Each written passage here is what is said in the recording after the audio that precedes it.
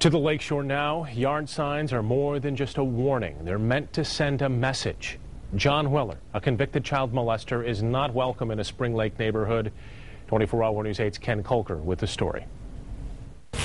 It's a sign to let him know that we do not care for him to be around here. Today, as residents continue to sound alarms about the new man in their neighborhood, that man spoke to 24-Hour News 8 off camera.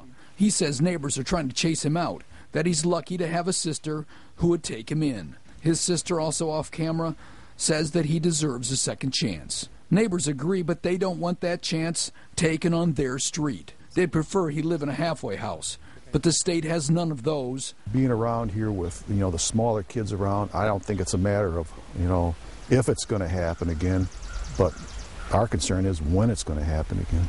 Weller was released on parole Wednesday after serving 12 years of an 8 to 22-year sentence. Everybody's on full alert at all times. Are you going to be home today? I'll be home if you're going away. In 1997, Weller was convicted of second-degree sexual assault for molesting an 8-year-old girl whose mother he had recently befriended. Weller is now living with his sister on Bayou Drive, a quiet neighborhood with lots of children that backs up to a bayou off the Grand River. We have a wonderful neighborhood here, wonderful life. We've worked hard our whole lives to stay on the right path, do the right thing, and we're still doing that.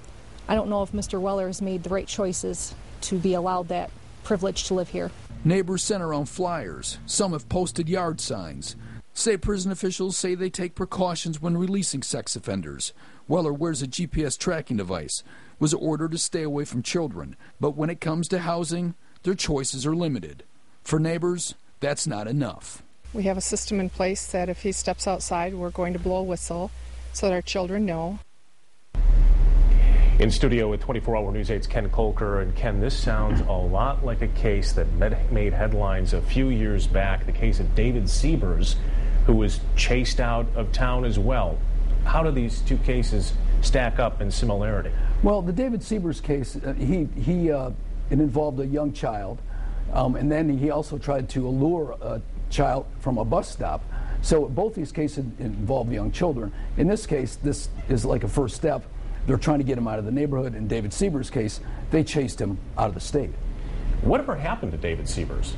He relocated down to Ohio, didn't he? Well, at first he moved to Toledo, then from Toledo to Kentucky, then from Kentucky he ended up in New Mexico, where he still lives on the sex offender registry. So what happens next in this case, and what about the claims from that convicted sex offender that he's being harassed? Well, he's got every right to be there, according to the state. He's done nothing wrong, and the neighbors acknowledge that. So, unless he violates parole, there's really nothing that the neighbors can do. Has there been a police presence in that neighborhood? Is there anything going on? Not that I've seen, not that anyone has said, no. All right, interesting. I know you'll stay on it. Ken Kolker, thanks for your time tonight.